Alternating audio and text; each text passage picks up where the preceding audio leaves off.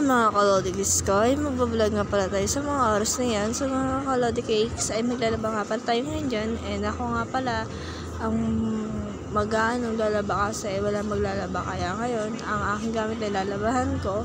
And sa mga video na yan ay magkakaroon ako ng magandang vlog. So guys, ang dami ko nalalaman yun na may part hike pa, nalalaman lang kasi tama ko ng So guys, sa vlog na yan ay magkakaroon na naman tayo ng magandang vlog guys. So mga kalodi cakes, sana aking page supportahan nyo. Tapos like and share na rin. So guys, ito na nga.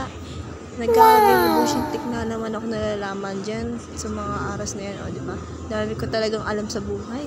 Dami nang gastusin eh. Madami pa rin ako nalalaman talaga sa buhay nga naman talaga ng mga ka-vlogger. So guys, sa mga ka-vlogger, tatapusin ko nga pala itong video na to. And patapos na nga ako dyan ay mabalaman mo na nga guys. So guys, hanggang dito na lang ang vlog. Thanks for watching!